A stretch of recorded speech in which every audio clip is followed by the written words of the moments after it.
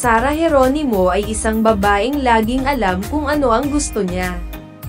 At ang gusto niya ay maging Michael Jackson, King of Pop. Siya ay magiging isang mahusay na performer tulad niya. Kapag nahuli niya ang kanyang musika, palagi siyang tumatayo para mag-groove at kumanta. Dumating lang ang mga galaw kahit papaano. Pinulupot niya ang balakang at tuhod, yumuko ang baywang. Pinakislap ang balikat, na may kumpiyansa na nakakagulat sa isang 4 na taong gulang na bata mula sa isang nahihirapang pamilya. Siya rin ay isang napakamahiyain na bata na hindi gustong tumawag ng pansin sa kanyang sarili. Pero nung dumating na yung King of Pop, yun na, she was transformed. Sara, now 35, says, "Maliit pa lang po ako sumasayaw na ako ng Michael Jackson. Yun talaga yung gusto ko. Wala po talagang naisip akong iba, na maging doktor, maging teacher. Hindi talaga, gusto ko talagang maging Michael Jackson. Yun talaga po." She says of herself, "Yun po kasi yung passion ko talaga. Nung maliit pa lang ako, yun yung core ko eh." But lest she be misread, she adds, hindi po siya na parang, "Oh, I have the talent. This is really what I want to do. I love doing this." Gusto lang niyang gumanap tulad ni Michael Jackson.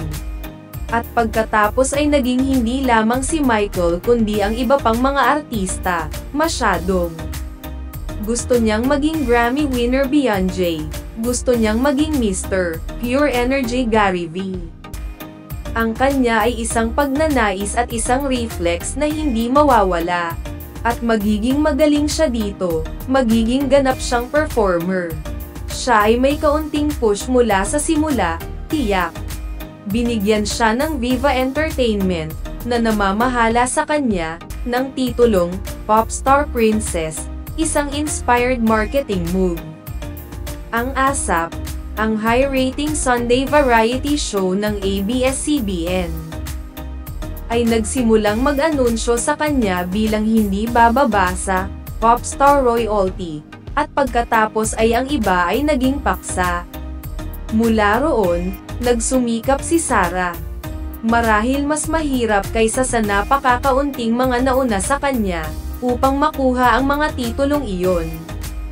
Until one day, she became all of top-tier singer, astounding dancer, box office actress, favorite rom-com female lead, TV darling, in-demand endorser, huge concert star, dream client, at triple threat. Sa kanyang pagpunta sa tuktok, ginayuman niya ang isang legion ng mga tagahanga na nanatili sa kanya, tapat at mabangis, sa paglipas ng mga taon. Alam na ngayon ng lahat na walang humahawak kay Sara G at lumayo dito. Hindi ito titigil doon para sa tunay na talentong ito. After 21 years in the entertainment world, Sara continues want more, but the wanting has evolved. Sa pagkakataong ito ay mas malaki at sa pagkakataong ito ay may layunin. Ang kanyang paglalakbay sa katanyagan ay hindi madaling biyahe. Nakakuha siya ng tunay na tulong, oo. Ngunit walang naibigay sa kanya. Kailangan niyang gawin ang groundwork. Mula noong idineklara siyang grand winner ng Star for a Night noong 2003.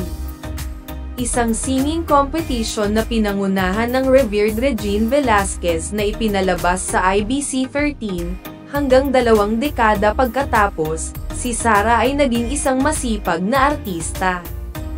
Hindi ka panipaniwala. Siya ay 14 lamang noon, ngunit ang sumunod na mga taon ay mga sandali, oras, at araw, ng disiplina, pagsasanay, at pag-e-ensayo, ng pag-e-eksperimento sa imahe at estilo, ng pagkain at ehersisyo, ng pagiging close sa mga party na pinuntahan ng mga batang babae na kaedad niya, ng pag-iwas sa mga matatamis na nakakasakit sa boses, ng pagmamadali sa pag-commute, ng pagsunod sa mga direksyon, at ng pagsasaulo ng mga pahiwatig at script. Sa pangkalahatan, mga taon ng pag-uugali tulad ng isang maliit na may sapat na gulang. Ngunit ngayon, sa pag-iisip, sinabi ni Sarah na parang napakabilis na lumipas ng mga taon. She tells Pep.ph, Philippine Entertainment Portal, "Sa totoo nga, hindi ko napansin na parang 2 decades na pala yun. Parang ang tanda na po, di ba?" Nangyari ito sa kanyang sit-down interview at pictorial sa Pep office noong May 22, 2024, na tumatagal ng 5 oras at kalahating oras at maayos. Salamat sa hindi pagiging diva ni Sarah. Siya ay bubbly, ngunit hindi maingay, sa buong shoot. Ang kanyang mabilis na ngiti ay nagpapanatili ng liwanag ng hangin. Paminsan-minsan, nagbibiro siya ng mga biro na nagpapagaan sa pagod sa unahan. Ang sesyon ng makeup, ang pagpapalit ng mga damit, ang mga deliberasyon ng mga stylist at mga producer ng shoot. Pag-eehersisyo ang mga pose at peg, naghihintay para sa mga photographer at videographer na i-calibrate ang ilaw at eksena, ang patuloy na pag-check sa monitor, ang mga pagsubok sa mood at tono ng visuals, at ang koordinasyon sa pagitan ng team ni Sarah at ng Pep.ph team na dapat panatilihing maayos at tuloy-tuloy. Ang proseso ay hindi mabilis o madali. Ipaalam ito sa mga hindi pamilyar sa kalakalan. Isa rin itong proseso na alam ni Sarah sa loob ng mahigit 2 dekada. She quips, "Still on the subject of how fast it's all come to pass, mas napapansin ko yung mga na-expired na produkto sa pantry namin, na from 2021 ay 2024 na pala ngayon. Yung ganong kabilis ng panahon ngayon. Noon kasi parang dahil sobra po akong nabisi sa trabaho, at saka almost the same yung ginagawa ko, parang di ko po namalayan na, wow, yun na pala. 2 decades na pala. Matagal ng A-lister sa local entertainment scene. Ang singer-actress ay nanatiling in demand, bagay na lagi niyang pinasasalamatan. Matalino si Sarah at alam niya ang hina ng katanyagan. Talagang inamin niya ang patuloy na pag-aalala, ang pagkawala ng kanyang madla. This takes the Pep team aback, Sarah G not having an audience. She has fanatics for supporters, but she goes on, "Sa estado po ng buhay ko, saka sa career ko, may pangamba na parang, shocks. May manunood ba? Mayroon bang magsistream ng music ko? Ganyan. I think normal naman po ata yun. Kasi we're in show business. Business pa rin naman. Naglalabas pa rin po ng pera to produce materials. She understands, is what she's saying, that audience patronage is needed to keep a show going. Ang pera ay hindi isang maliit na issue sa entertainment. So, syempre, we're expected also na, yun nga, make returns din. And producer na rin po kami.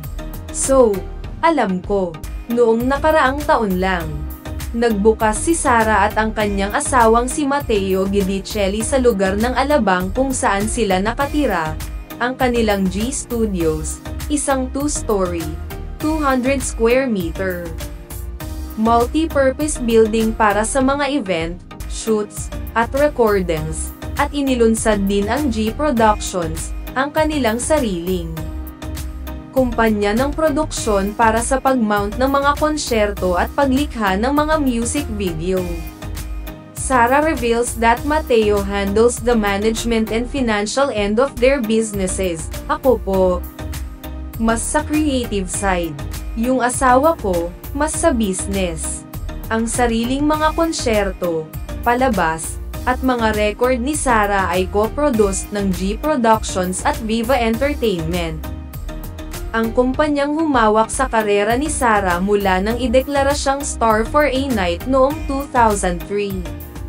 Paunti-unting nakita si Sarah pagkatapos ng kontrobersyal na kasal nila ni Mateo noong ika-20 ng Pebrero 2020.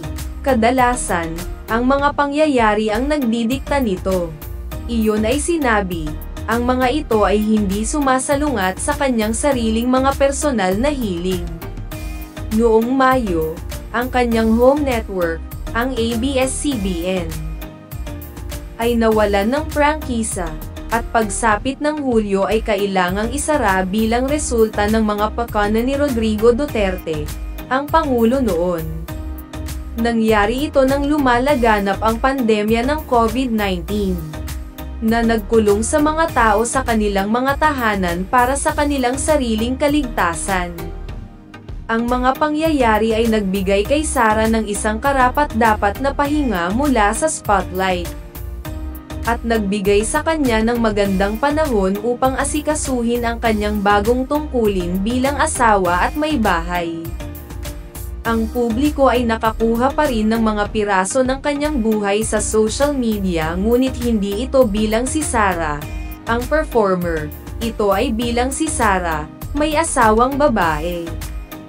Ang mga larawan at video ay dumaloy sa online, na nagpapakita sa kanya ng maginhawang buhay kasama ang kanyang asawa, ang kanilang paglilibang at paglalakbay, ang kanyang oras sa mga in-laws, at ang kanyang mga sandali kasama ang kanyang mga alagang hayop.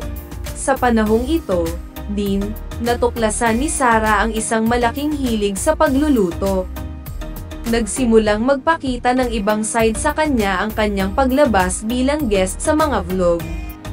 Ipinakita nito ang kanyang right smack sa kusina, madalas naka-apron, minsan may cap. Asked about this rare, if sudden, appearances, Sarah keeps it light, part po nun, by choice. But ako din po nakukulangan sa labas ko.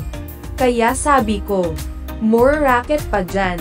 She lets it slip that she wants to do another music album, then adds, ano naman, inaayos naman po. Sinabi rin niya na, habang hindi pa siya gaanong nakikita gaya ng dati, tiyak na raring siyang mag-perform at mag-entertain. Ito ay nananatiling isang malaking gusto ngayon, tulad ng noong siya ay isang bata. In her words, actually, yung pagmamahal ko po kasi sa music at sa kanta, yun yung entertaining people. Parang maliit pa lang ako, yun yung gusto ko po. So yun yung hindi siguro nakukumpleto. Ganun naman yata talaga po pag artist, eh. It doesn't stop. Acknowledging that audience interests change, as do an artist's chosen creative direction.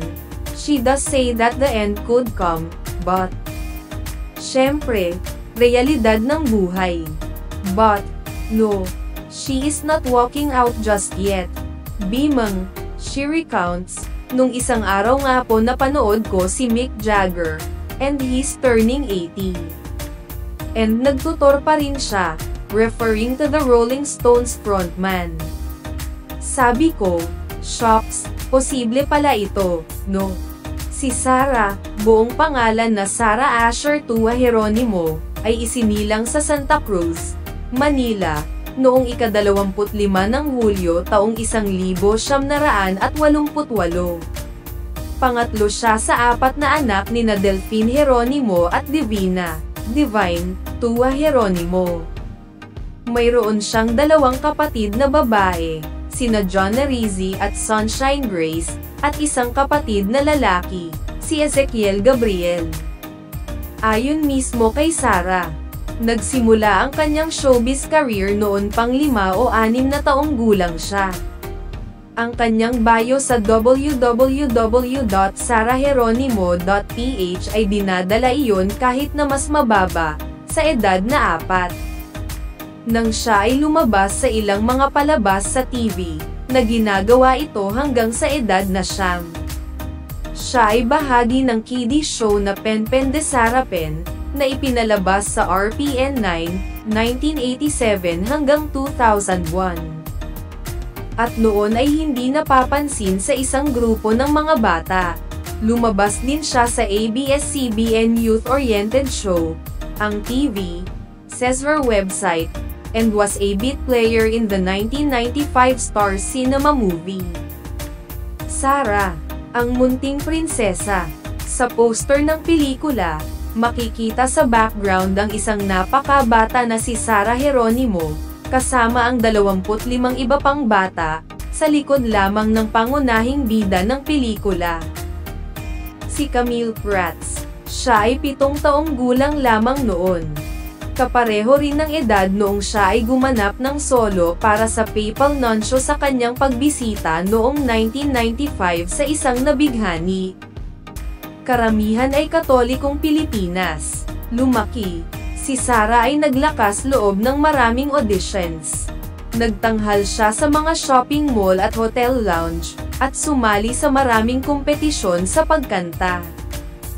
Walang tigil ang pagsisikap na makapasok sa showbiz.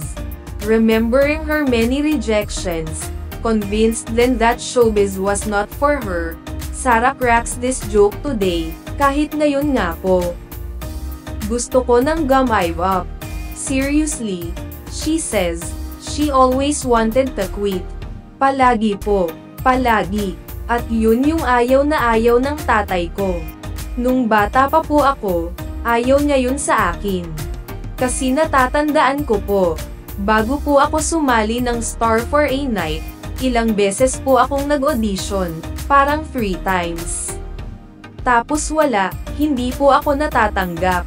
Kasi maliit pa lang po ako nung magsimula. Mga 6 years old. 5 years old. Tapos walang nangyayari. Umabot ng 13 years old, wala pa rin. She would get teased and called, artistang laos. Recalling more of those times, she adds, nung maliit ako kasi. Walang nangyayari sa ginagawa ko, Tapos nabaon sa utang yung parents ko just to support me. Sabi ko, Dad, ayoko na po talaga. Sabi niya, anak, pag di ka sumubok ngayon, wala kang aasahan. Maliwanag, nagpapatuloy si Sarah dahil naniniwala ang kanyang ama at ina sa kanyang talento at siguradong magiging malaki ang kanilang anak balang araw. Pag-usapan ang pagiging tama ng mga magulang. Noong 2003, nakuha ni Sarah ang kanyang pinakamalaking break bilang isang mang-aawit nang siya ay lumabas na grand winner ng Star for a Night sa 11 grand finalists na kinabibilangan ng mga malalaking pangalan na sina Mark Bautista at Angeline Quinto. Sarah muses, pag nag-give up ka sa sarili mo, talo ka talaga. Kasi walang ibang pupush, tutulong sa'yo kundi sarili mo. It's a decision that you have to make. You have to help yourself. Unang nakilala si Sarah bilang isang belter. Sa paglipas ng panahon, napatunayan niya ang kanyang sarili na higit pa doon. Tama, nakilala siya bilang isang performer. Ang uri ng artista na parehong marunong kumanta at sumayaw. Sa local music scene, kakaunti lang ang matatawag na performers, at kasama nila si Sarah ay isang cut sa itaas. Yung pagbibirit, dala po ng hirap ng buhay talaga, Sarah comments, following this with a contagious laugh. Noong 2011, tulad ng iniulat ng media, naglakbay siya sa Estados Unidos para sa mga aralin sa boses at sayaw. Kung ang mga ito ay ginawa para sa kanyang mga huling pagtatanghal na nakakapanghina ng mga panga o pinahusay lamang kung ano ang mayroon na naghahangad na makalabas, ay maaaring makipagtalo. Ang hindi pinagtatalunan ay madalas na top choice ang pangalan ni Sarah kapag ang mga fans at celebrities ay hinihiling na pangalanan ang isang artista na talagang hinahangaan nila. Karaniwan din nilang itinuturo ang mapusok at in control na katauhan ni Sarah sa entablado, isang malaking kaibahan sa kanyang introvert at malapit sa tahimik na katauhan dito. Intimating her thoughts on this to Pep.ph, Sarah says, Ngayon ko lang parang na-realize na may nagsabi sa akin na parang, "Ba't ganon Sarah?" No. Some people say na put on lang yung ginagawa mo. Na pag nakikita ka namin sa stage, na nagpe-perform, and nakadamit ka, put on, masyadong put on, hindi authentic. And I realized, oo, put on nga talaga, because si Sarah off-cam. Sobra pong mahiyain. Sobra talaga. Na-realize ko yan when I took a break. Tapos, hiyang-hiya akong makiharap sa mga tao. Kasi yung asawa ko po very engaging and yun po siya talaga. And makuwento yung asawa ko. Ako yung mahiyain, doon na lumabas na parang, eto pala, ako. I agree naman. Ano siya talaga, role kasi po siya, Pag nasa stage ako, hindi na si Sarah na mahiyain, hindi nagsasalita. But Sarah, she herself tells, is another person altogether when surrounded by family and close friends. Yung sobrang daldal ko, gusto na nila akong itapon. Kasi matabil na po ako, ganun. Matabil na yung dila ako. Tulad ng isang tipikal na artista, si Sarah ay isang komplikadong halo ng katapangan bilang celebrity sa entablado, umuurong sa background kapag nasa maraming tao. Maramo sa mga salita sa harap ng press, isang daldal sa mga taong lubos siyang komportable, at bumalik sa pagiging isang bring it sa performer kapag bumukas ang mga ilaw. May banta ba si Sarah sa mga bagong artistang maaaring maging bagong idolo? Sarah answers thoughtfully, hindi po siya threatened, It's inspired. Inspired and challenged ako kasi, personality ko. I want to be effective in my job. Yung pera na nilalabas ng tao to see me perform, ayokong sabihin nila, sayang yung binayad namin. Gusto ko pagkatapos nila ako mapanood, grabe, sulit. Yung bayad natin ng tickets, yun yung gusto ko. Yun talagang mapasaya ko. So, seeing these great, these young, excellent performers now, nai-inspire ako at nasa challenge ako. Sa totoo lang, she ends with, alam mo, kung meron pa ako may improve sa sarili ko, I'm willing to do it. About her acting career, Sarah has this to say, syempre. Ang dami ko pong gusto kong ma-explore na roles, yung roles na, alam ko sa sarili ko, kaya kong gampanan. She pauses, adds, but at the same time, ito na po yung parang conflicting nasa isip ko. Na parang as an actor, as a singer, parang ano siya, very powerful kasi yung materials that we do. It can affect our minds, di ba po? It can somehow shape our decisions, di ba? Parang, pag nakapanood ka ng isang pelikula, and ganito yung napanood mo, ma-apply mo sa totoo mong buhay. So, doon ako very careful. Then she says something completely frank, gusto ko ganyan, dark. Gusto ko ganito. But kung mapapalayo ka naman sa faith mo, sa beliefs mo, wag na lang. She mentions being open to the dark rules, but follows with this caveat, gusto kong may redemption. Laging may redemption. Lagi po, yun talaga. Bursting into laughter, she adds, kaya, hindi pa kami makapagsimula ni John Lloyd. Wala yung redemption. Sarah is referring to her leading man, John Lloyd Cruz, with whom she did a very successful film, A Very Special Love, 2008, with its sequels You Changed My Life, 2009, and It Takes a Man and a Woman, 2013. The film series centered on the love story of Miggy Montenegro, John Lloyd, and Leyda Magtalas, Sarah, crossing over many years. All three were blockbuster hits. This gave John Lloyd and Sarah the titles Box Office King and Box Office Queen 3 times, in 2009, 2010, and 2014. At the Guillermo Mendoza Memorial Scholarship Foundation's annual Box Office Entertainment Awards. They also starred in the romantic comedy, Finally Found Someone, 2017. Today, Sarah is clearly open to partnering in another movie with John Lloyd. But, she says, hindi na lang po pwedeng yung parang Miggy and Leyda. So, hinahanap namin. Kailangan may maturity na silang makita sa amin. 5 taon na mula nang natapos ni Sarah ang kanyang huling pelikula, ang Unforgettable, 2019, kung saan ginampanan niya si Jasmine.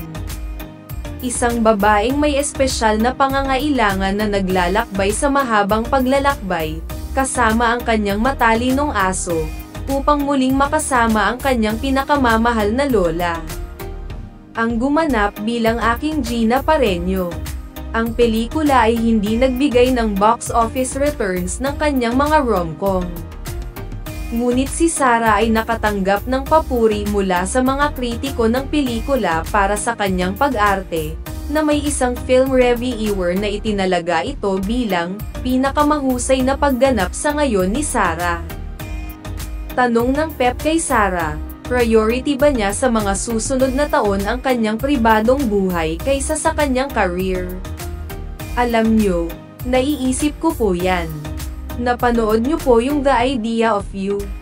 Yung kay Anne Hathaway na siya ay umibig sa isang mas batang lalaki, at pagkatapos ay pinili niya ang isang tahimik na buhay, pribadong buhay, pag-ibig. Pamilya. Ang 2024 na pelikula ay pinagbibidahan ni Anne at British actor na si Nicholas Galitzine. Binanggit din ni Sarah ang Daisy Jones at The Six. Isang serye sa TV na maluwag na batay sa buhay ng Fleetwood Mac, isang rock band noong dekada 2060, kung saan pinipili din ng bida ang isang tahimik na buhay. Ang dalawang proyektong ito ay sumasalamin kay Sarah, na nagsasabi rin na tinitingnan niya kung paano balanse ang karera at pribadong buhay ni Gary Valenciano, singer-dancer-actor. Ako, sobra po akong nabaibilib kay Tito Gary, kung paano niya kinerve yung own path niya. Na hindi siya nagpadala sa pressure ng show business. You have to do this to stay relevant. You have to do this to, kumbaga, to basically please the world. Careful po ako to stand my ground. And aminado naman po ako na, siguro, yung pagka-artist ko, I wanna do this, I wanna explore this.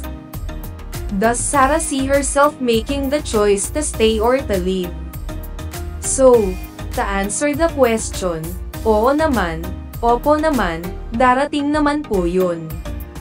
And I have to prepare myself for that. Noon pa lang. Inaano ko na yung sarili ko na hindi ito permanent. Definite po sa akin na as long as may maibibigay pa ako, diba, sa music, sa pagpe-perform, go lang po. And, as long as may gusto pang makinig, mapanood ako, go lang. Pagka wala na, pag naramdaman ko na wala na, graceful exit na. Pep asks Sarah what the best and the worst in the entertainment industry is. The worst. Pag nasa entertainment industry, we all know what sells, diba? O, yung mga bawal, yung mga controversial. That's what sells. So, I think that's what's worse about being in the industry.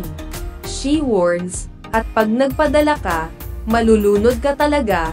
Drugs, sex, lahat ng di okay sa mata ng Panginoon, yan. The best, the joy, the happiness that you are able to bring sa mga tao. Yun yung tumayo ka lang, may iyak pa sa tuwa. Wala ka namang ginawa, parang ito yung nakikita ko noon kay Michael Jackson. The effect you give sa mga tao. Positive effect, yun. Yun yung the best for me. Then she exclaims, yun po ata yung purpose, pag sinabing purpose. When asked what a normal day is like for Sarah nowadays, she says it is being at home with her pets. Ano lang kasi talaga, homebody lang talaga po ako. Hindi ako malabas talaga na tao. And mas gusto ko to spend time with my mga alaga, mga fur babies ko. She volunteers, alam nyo, mas gusto ko silang kasama talaga kesa sa tao. Iba yung peace na nabibigay nila sa akin. Maybe because they don't talk. They don't judge. Thinking aloud, she adds, I don't know, baka hayop po ako in my past life. So, kahit na hindi kami mag-usap with words, may connection na. Sarah, with Mateo, has 5 dogs, Theodore, Leah, Nuka, Dakota, and 04. Last year, they welcomed to their family a cat named Fruity, attesting to his wife's affinity with their fur babies. Mateo said in an interview by Philippine Tatler in 2022, her level of love for them, it's a different level. For Sarah, who has enjoyed applause for so long and remains a huge star, success is no longer about fame or awards. Yung pag may peace ka lang po, may inner peace ka talaga sa lahat ng bagay, relationship unang-una with yourself, which is parang work in progress pa po ako. As a person, as a woman, and as an artist, parang ang dami ko pang hindi pa nagagawa. Isang bagay ang tiyak. Sinusunod na ngayon ni Sarah ang kagustuhan ng kanyang puso, hindi ang gusto ng ibang tao para sa kanya. Ang kanyang bagong nahanap na pag-ibig para sa pagluluto sa hurno sa panahon ng pandemya. Halimbawa, ito ay isang simpleng bagay. Ngunit ito ang nagbunsod sa kanya na kumuha ng maikling kurso sa pagluluto sa culinary school ni Henny Season.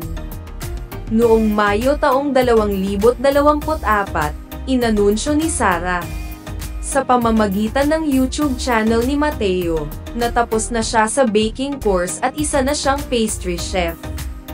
Chef Henny affirms this, pastry chef na siya ngayon. Ito ay isang paghahayag, ha? May talent pala talaga siya, not only in singing and acting, but also in baking and cake decorating. Sa bandang huli, sinabi ni Sarah na gusto niyang magtayo ng isang negosyong pagkain na hindi lamang naghahain ng mga tinapay at cake kundi pati na rin ang mga pinggan. Bumalik si Sarah sa pamilya para ipaliwanag ang kanyang pagmamahal sa pagkain. Ang kanyang ina ay Kapampangan at, tulad ng inaasahan, ay isang mahusay na magluto. Ang kanyang ama ay mula sa Malabon. Isa pang culinary baluarte. Noong mahirap ang pamilya, naging pagkain sila para mabuhay. Ngayon, ang kanyang pamilya ay nagpapatakbo ng restaurant ni Jeronimo sa Tandang Sora, Quezon City. Nagkataon na ang pamilya ng kanyang asawang si Mateo ay nagmamay-ari ng Da Johnny Cucina, isang Italian restaurant, na may mga sangay sa Alabang at BGC Taguig. Kasalukuyang may mahigit 30 endorsement si Sarah, isang figure na mahirap pantayan ng sinumang celebrity. New Jolly Meal Savers! Best sa sarap! Sulit! 95 pesos lang! Hindi bulag si Sarah sa kanyang mga numero. Sa katunayan, ang mga ito ay naghanap sa kanya ng ilang oras ngayon para sa isang paraan upang ibalik. At sinabi niya na natagpuan niya lang ito sa kanyang pinakahuling pag-endorso, The Generics Pharmacy, TGP, na nagdadala ng mabisang mga produktong pangkalusugan sa magandang presyo. Sarah says, itong mga brands na ito, they're there for a reason. And kami, as endorsers, as brand ambassadors, kinuha kami for Syempre, for a reason. So, I'm willing to do that with them. Create change. The number one goal naman ng TGP is to help people. It would be nice na ako pumunta sa mga barangay, magbigay ng mga gamot, to bring it closer to people, kasi ang mga mahal din po yung mga gamot na nga. Top on Sarah's list, she names her parents Delphine and Divine. Magulang po talaga po, nanay. Tatay ko talaga. Una sa lahat, syempre, yung buhay po na binigay sa akin ng mga magulang ko, di ba? Parang hindi mo yan, you don't know how to repay for that. So, yun, magulang ko. And lahat ng naging bahagi ng journey ko. Next in Sarah's list, Boss Vic, Popsters, lahat ng naging part ng journey ko. Si Boss Vic ay si Vic Del Rosario, Chairman at Chief Executive Officer ng Viva Group of Companies. Popsters ang tawag sa mga loyal fans ni Sarah, sa isang take-off mula sa pop princess at pop royalty. And so, ano ang susunod para kay Sarah? Pananatilihin ko lang ang pagmamahal sa musika, at ang layunin ay magbigay ng inspirasyon sa mga tao, mahawakan ang buhay ng mga tao, at gamitin ang aking plataporma. Create change. Positivity. Yun lang. I think, yun lang, At lagi kong sinasabi sa asawa ko, love, we do not need a lot. Simpleng buhay, basta payapa at masaya. Yun. Nakuha ito ng Pep sa unang pagkakataon, mas lumaki ang layunin ni Sarah, at doon pa lang siya nagdagdag ng layunin. Maaari rin nating purihin ang maharlikang prinsesa, Love Live. Huwag kalimutan mag-like, comment, at subscribe sa channel na ito for more showbiz updates. Maraming salamat sa panonood.